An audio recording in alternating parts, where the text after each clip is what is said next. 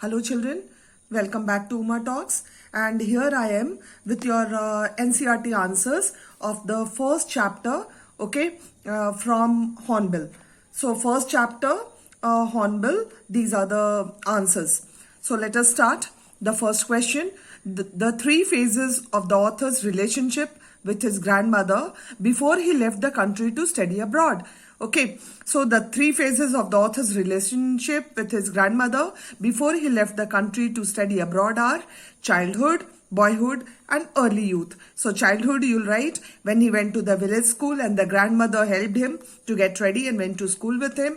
Second, boyhood, when he went to the city school in a bus and he shared a room with grandmother, but she could no longer help him in his studies. And third, early youth, when he went to the university and was given a room of his own and the common link of friendship was snapped. Okay, second question, the three reasons why the author's grandmother was disturbed when he started going to the city school. So the answer is the three reasons why the author's grandmother was disturbed when he started going to the city school are: she hated Western science and learning. Second, she was pained to know that there was no teaching of God and the scriptures there. And third, she was allergic to music and she thought it was not meant for decent people and gentle folk. It was the monopoly of prostitutes and beggars. That was her thinking. Third, three ways in which the author's grandmother spent her days after he grew up. That is, the three ways in which the author's grandmother spent her days after he grew up are: she lived alone in her room as she had accepted her loneliness quietly. Second, she sat at her spinning wheel reciting prayers. And third, in the afternoon, she could feed the sparrows for half an hour. Fourth, the odd ways in which the author's grandmother behaved just before she died. Just after her death, the author's grandmother refused to talk to them since she had omitted to pray the previous night while she was singing songs of homecoming and beating the drum. She was not going to waste any more time. She ignored their protests and she lay peacefully in bed praying and telling beads. Now fifth question, the way in which the sparrows expressed their sorrow when the author's grandmother died. Thousands of sparrows sat silently surrounding the dead body of the author's grandmother. There was no chirruping. The author's mother threw some crumbs of bread to them.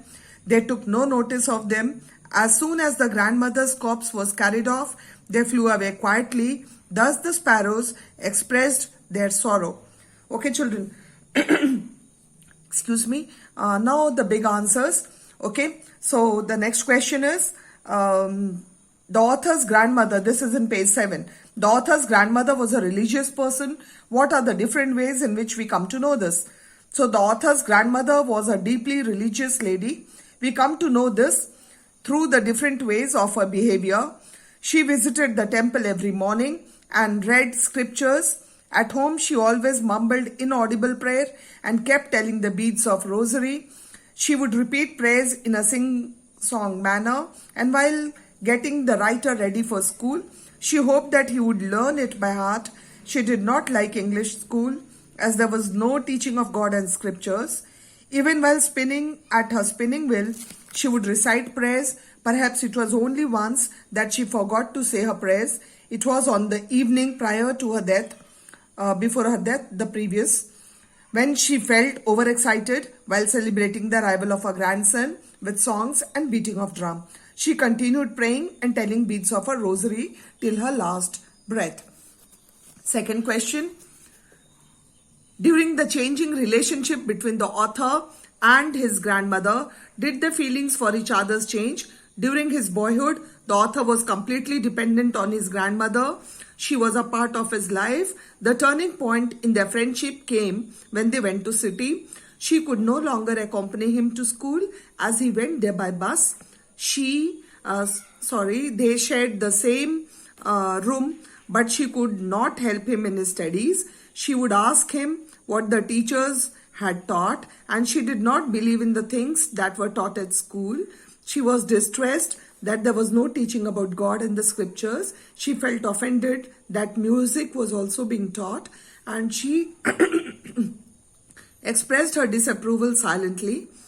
After this, she rarely talked to him. When he went to university, he was given a room of his own and the common link of friendship was snapped. However, their feelings for each other did not change. They still loved each other deeply. She went to see the author off at the railway station when he was going abroad for higher studies. She showed no emotion but kissed his forehead silently. The author valued this as perhaps the last sign of physical contact between them. And when the author returned after 5 years, she received him at the station. She clasped him in her arms, and in the evening, she celebrated his homecoming by singing songs and beating an old drum. Now, third question. Would you agree that the author's grandmother was a person strong in character? If yes, give instances that show this. Yes, I agree that the author's grandmother was a person strong in character. She was a strong woman with strong beliefs. Although she was not formally educated, she was serious about the author's education. She could not adjust herself to the Western way of life, science and English education. She hated music and disapproved of its teaching in the school. She was deeply religious lady. Her lips were always moving in a silent prayer. She was always telling the beads of a rosary. She went to temple daily and read the scriptures. She was distressed to know that there was no teaching about God and holy books at Khushwant's New English School. She was a kind lady. She used to feed dogs in the village. In the city, she took to feeding sparrows. Although old in years and weak in body, she had strength of mind. Just before her death, she refused to talk to the members of the family.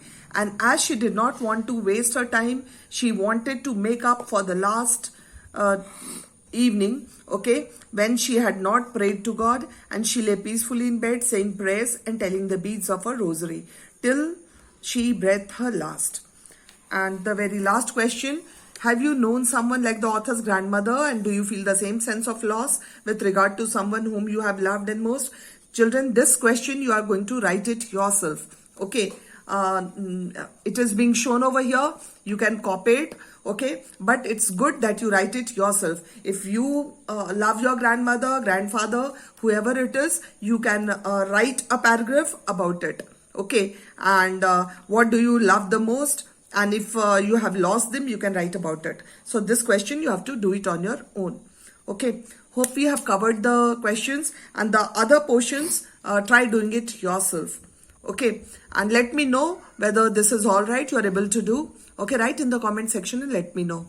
So thank you all. Thank you for watching. Thank you.